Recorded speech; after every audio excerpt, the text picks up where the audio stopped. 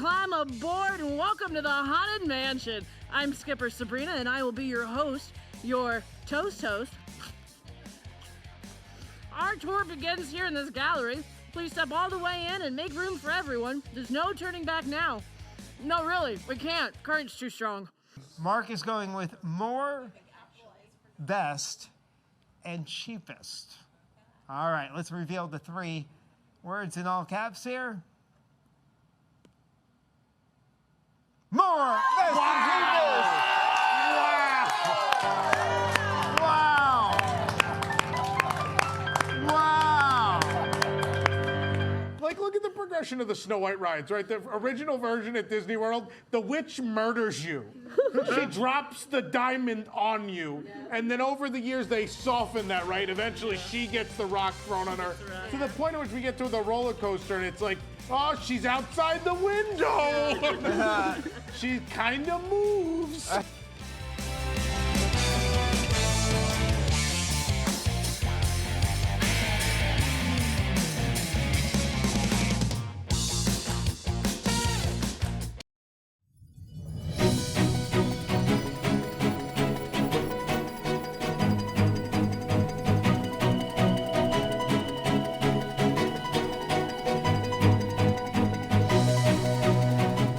This is News Today with WDW News Today. I'm Tom Corliss of WDWNT.com. Please like this video, subscribe, and hit the notifications bell to make sure you never miss the latest from the Disney theme parks all around the world. Here now the news for October 20th, 2023. 3 individuals reportedly close to the Star Wars Galactic Starcruiser project at Walt Disney World have said the experience, quote, never made money, according to a new report from The Wrap. It was also revealed that the immersive hotel experience had a lower occupancy on average than initially thought. When Star Wars Galactic Starcruiser opened in March of 2022, the experience cost guests and Star Wars superfans nearly $5,000 per cabin for the 2-night stay. Despite the high cost of entry, other expenses to keep the experience running and low occupancy contribute to its reportedly low profits. According to The Wrap, there were 2 sets of characters on duty at all times aboard the Starcruiser to account for if a performer became sick or injured, thus doubling performer costs. In addition, the highly detailed theatrical experience cost a ton of money to develop and deploy. And Disney didn't help matters by being unable to convey to the general public what the Star Wars Galactic Starcruiser exactly was. Though Star Wars Galactic Starcruiser did not perform as well as Disney had hoped, it was generally well reviewed and has the distinction of winning the 2022 TEA Thea Award for Outstanding Achievement in Brand Experience. In the end, approximately 71,000 guests were passengers on 274 voyages aboard the experience, according to The Wrap, not counting repeating guests. The average occupancy rate of the Galactic Starcruiser was 70%, meaning that some cruises had an occupancy as low as 20%. Of course, you remember there were several cruises we reported about being like that. Per The Wrap, this count wasn't based on hotel rooms, but on how many people could count or could fit inside the atrium of the hotel for its more cinematic show moments like the finale of the experience. Guests who were part of the final voyages aboard the Galactic Starcruiser received a survey, by the way, that suggests that Disney might be reconsidering shuttering the immersive experience completely, also according to The Wrap. The immersive hotel experience shut its doors on September 30th, closing less than 2 years after its opening, and guests who were passengers on the final voyages received an unusually specific survey that suggests to some that current Disney CEO Bob Iger and other Disney executives may be rethinking their decision to shutter it completely. In the survey, questions asked appeared to point to a desire to rework the experience and reopen as a more affordable and streamlined offering. Pre-screening questions in the survey eliminated those in certain professions, like bloggers and journalists, surprise, as well as those who completed graduate school. No, you don't want the smart people. Get them out of here. After passing those hurdles, participants were paid a fee between $150 and $250, asked to sign an NDA, and given a private link to the live survey. As you can see, the NDA worked really well. The questionnaire was comprised of 4 sections: pre-arrival, on board, in your room, and overall. An additional section was also included for guests to fill out, titled Moments That Shaped My Halcyon Starcruiser Experience, which was broken down day by day with various sections like Return from Batuu and Dinner, Taste Around the Galaxy. One question on the survey asked guests how long it took for them to come up with their character, as guests are encouraged but not required to role play while on board. Other questions were more general, like asking which events impacted guests' personal stories or whether they considered themselves introverts or extroverts. There were also questions referring to the AI concierge protocol droid D309 and the use of the Star Wars data pad, the phone app that guided much of the experience as well.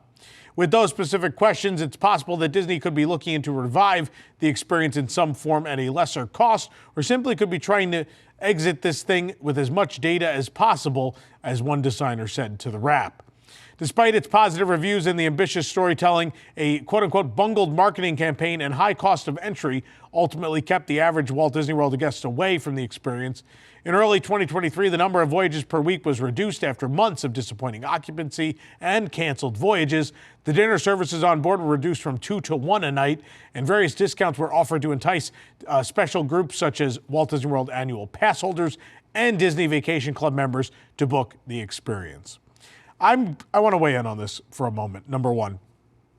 So, 3 sources close to the project said these things. I don't believe that 3 people currently on payroll with the Walt Disney Company in unison reached out to the Wrap. I find that hard to believe. I've been in this business for 16 years. That's not the way news has ever come our way. It's not the way news has ever come the way of any other reputable sources in this industry that I've ever spoken to. That's just really not how it goes. That's not really how it works. So I don't know how much I believe. Look, if you're writing off the experience, which Disney is, it's probably best for public image that you say the thing never made money. I find that really hard to believe given what occupancy was the first couple of months, right? It trailed off and plummeted and bottomed out, right, eventually. There's no doubting that. But early on, when they were at full occupancy and people were paying the full prices, I cannot imagine within the Walt Disney Company that they had not run the numbers enough to know that, well, even at full occupancy, we won't be profitable. That's not real. There's no way that is possible. I'm sorry. I don't believe that in a million years, and neither should you. Certainly, there's a number of things to agree with in that story. Did they bungle marketing? I absolutely believe that, sure. Was the pricing too high? We know that, for sure. It absolutely was. There's a lot right in this article, for sure. Do I believe the pricing thing? No. Because the way the Walt Disney Company operates, they've never underpriced anything to start. That's not the case, right? They don't go into Disney Jollywood Nights with no idea of what the cost of the event is, what it costs Hollywood Studios to run that event, and just randomly pick a price. That would be idiotic, right? There's no way with all the R&D money, the time spent developing this, that they went in just like, it's, $5 or $6 grand is fine, and didn't account for any of their costs, right? So I don't believe that. But what's encouraging is this survey, right? If you've watched the reviews, which there are 3 of them, from my 3 voyages on Galactic Starcruiser, I rant and rave and tell you why it was one of the best things they've ever done. And in an era of very little, there's very little, there's very little in the realm of incredible new creations in the world of themed entertainment, right? There's very little innovation, if we're being honest, in the current era, right? These mega corporations, both Disney and Universal, generally somewhat feel afraid to spend a bunch of money on something that's unproven. It's not a thing they generally do. Starcruiser was a shining example of what could happen if you let creative people try to do something. If you give them the budget and you believe in them and try, you can do something new and innovative and really interesting. And that's what we saw. I won't go watch those reviews if you want my thoughts, but I absolutely believe a lot of the Starcruiser will survive in some way, shape, or form. I think it'd be crazy not to. Like D309, we have the full video. I recorded every interaction with the thing. That I still think is one of the most impressive things I've ever seen. Look, like you go and if you have an Amazon device at home or you go use the Hey Disney thing in the resort room, like the thing has problems understanding you. It doesn't give you the right information half the time. Like it's what you expect of that sort of, artificial intelligence or those interactive things at this point in time, right? The D309, the droid that's in the console in the wall in your room on Starcruiser, didn't have those problems. I had fluid conversations with this thing. This thing was not alive. It was not real. I had fluid conversations with it that very rarely didn't make sense. It was able to respond to pretty much, and I tried to break it. I tried to say things that I felt it's not going to react to this. And then it did. There's so much incredible stuff on that ship. D309, so much more. That it's inevitable that we will see it, whether there or somewhere else. And I think it's inevitable that some aspects of the Starcruiser will be resurrected. And I say, that's great. I don't think it should die in total. I think it was an amazing idea. So many good things happened there. So many people have the most amazing memories. It certainly needs to be retooled. There is no doubt that a lot of changes need to be made. But the bones are good. Let us know in the comments if you agree or not. I know so many of you are going to drop those same, and I'm not trying to be condescending, but so many people are going to drop the same thing. Why wasn't an original trilogy? I would have went, and it was too expensive. And we've had that conversation already. I think if you have something different to bring to the conversation, something that's not those three things that keep getting regurgitated, I would love to have that conversation with you in the chat. And it's not that I don't disagree with those things, right? Would it have been more popular with the original trilogy? Certainly possible. Obviously, I totally agree that they priced people out. There's no doubt about that. But yeah, let's talk about it in the comments. Let me know how you feel. Sticking with Star Wars, earlier this week, Imagineers tested the BD-1 style free-roaming droids in Star Wars Galaxy's Edge at Disneyland. And following the test, Bob Iger, the Chief Executive Officer of the Walt Disney Company, Josh D'Amaro, the Chairman of Disney Parks Experience and Products, and Bruce Vaughn, the Chief Creative Officer of Walt Disney Imagineering, met up with representatives of the Imagineering team responsible for bringing the new robots to life. In an Instagram post, Walt Disney Imagineering shared a peek behind the scenes at the meeting of the minds, where Iger, D'Amaro, and Vaughn and research and development cast members behind some of the Imagineering's projects met. The post reads, quote, following a playtest of our latest free-roaming robotic characters inside Star Wars Galaxy's Edge at Disneyland, Bruce Vaughn and R&D Imagineers shared key learnings and discussed the next steps with Bob Iger and Josh D'Amaro. We're so excited about the variety of ways our Imagineers are bringing new and innovative characters to life using sophisticated technology hidden in little droids like these. Of course, you could watch our video of that experience right here on the channel.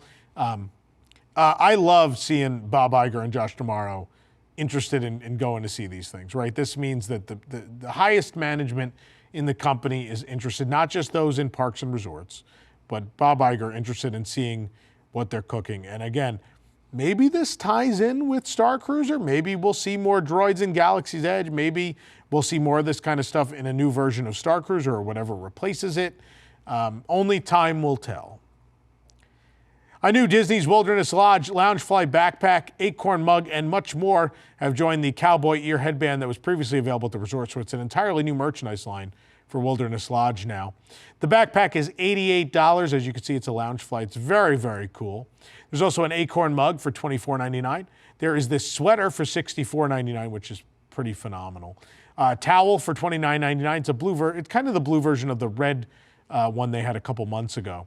Tervis tumbler for $34.99. There's socks with Humphrey and the whole totem pole, very famous exterior of this shop, for $16.99. Baseball cap for $34.99. A t-shirt for $29.99. Straight up logo shirt, which is great. Raglan shirt for $39.99. There's a button-up shirt for $64.99. A tank top for $34.99. And a pin for $14.99.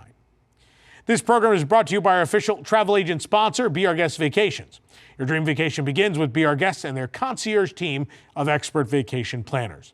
Head on over to beourguestvacations.com/WDWNT, and their team will design your next magical vacation, from the Walt Disney World and Disneyland resorts to the Disney Cruise Line to Adventures by Disney and more.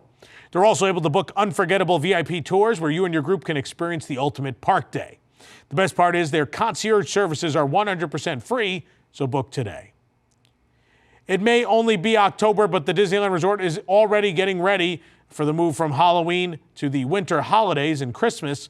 Snow caps have already been added to some of the turrets of Sleeping Beauty Castle. Of course, just 2 days before the 100th anniversary of the company, Disneyland Resort decided to remove the Disney 100 decorations from the castle. I know that doesn't make a ton of sense, but they kind of ended that Disney 100 celebration, honestly, in August. Nonetheless, the snow caps, which are added every year, are on the central roof and the small turrets of the castle, as well as the tallest tower in the back. They'll eventually cover all the rooftops of the castle as the holiday season kicks off at the Disneyland Resort in just a few weeks in early November. The Indiana Jones Adventure, which reopened in March of this year following a 3-month refurbishment, is now set to close for refurbishment again in November.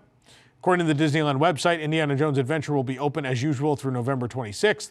Following that date, however, no more times are listed for the attraction for the remainder of the month. Times have not yet been released for December, so it's unknown how long the closure will last. We now know when Disney is expected to pay out the $9.5 million settlement they agreed to at Disneyland Resort for Magic Key holders. Magic Key holder Janelle Nielsen sued Disneyland Resort in 2021, alleging they falsely advertised the new Magic Key program, and the parties reached a settlement in July of 2023.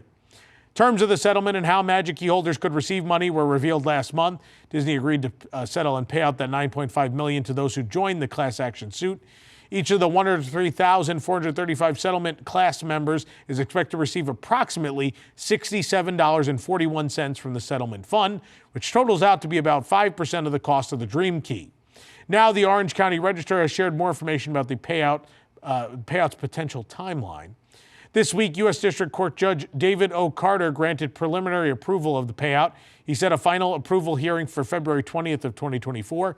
Payments will then be made within 60 days of the final judgment, so by April 20th of next year. Settlement amount will be sent to recipients by email or traditional mail, and pass holders don't have to do anything in order to receive the money. Dream Key holders will automatically be enrolled in the disbursement fund and do not have to submit a claim. However, if there are Dream Key holders who don't want the money or plan to file their own lawsuit, they'll have to request to be excluded from the settlement. Dream Key holders should expect an email from a third-party settlement administrator, which will provide instructions on how to be paid electronically. The email would be sent to the address on file attached to their Disneyland Magic Key. A check will only be sent by traditional mail if the email bounces back or if a Magic Key holder doesn't have an email on file. If you moved or changed your address, don't worry. The settlement administrator plans to set up a website where recipients can update their mailing or email address. There's also a possibility that Dream Key holders could get more than the $67.41. There's a possibility of a second round of payments, but only if the settlement fund has over $1 million after the first set of payments. This would depend on how many settlement checks are cashed within 90 days of being sent out, as well as how many emails bounce back or letters go unopened. If there is a second payout, it would be for at least $10 or more. Tokyo Disney Resort is coming out with a new miniature figure of the Grand Emporium window display featuring Mickey, Minnie, and Pluto. This is wild. I love their merchandise. They do the craziest, coolest stuff. So this is a real Emporium window display in World Bazaar. They're making basically a miniature toy model of it that will be available. This is wild. The Grand Emporium window figure will be 6,200 yen. The minifigure recreates the window and display, albeit it's not in full detail. It is pretty small, though. It has a much simpler window frame than its life-size counterpart, but includes most of the same props and furniture pieces. It's approximately 7 centimeters by 17 centimeters by 11 centimeters in size, and Mickey is crunching numbers while Minnie works on a purse and Pluto leans over a table. It's as if they're working at the Grand Emporium. The minifigure will be available beginning on November 16th at the real Grand Emporium in World Bazaar. For the absolute latest on all these stories and all that didn't make it into today's show, be sure to check WDWNT.com and follow us on all your favorite social media platforms. You can support the entire team behind this show and others by joining the WDWNT Interglobe Society at patreon.com/WDWNT. Get access to exclusive content, discounted show and event tickets, and more. Special shout out to all of our WIGS members watching who make the show happen every week. For the worldwide leader in Disney Parks news, this is Tom Corliss saying, enjoy the rest of your today. Have a great, big, beautiful tomorrow. From WDWNT TV, this is Park Center. Join us each week for news and discussion topics from the Disney and Universal theme parks around the world. We cover the stories in a quick, concise, and fun format, and then our panel breaks down and debates some of the biggest issues and what they mean for us, the parks fans. From the latest announcements to openings and delays to scandals and snacks and merchandise and more, we'll cover it all in 90 minutes. Join us live every Sunday night at 9 p.m. Eastern on YouTube at WDWNT TV, or watch episodes on demand anytime. You can also subscribe to the audio version of the show on your favorite podcast app.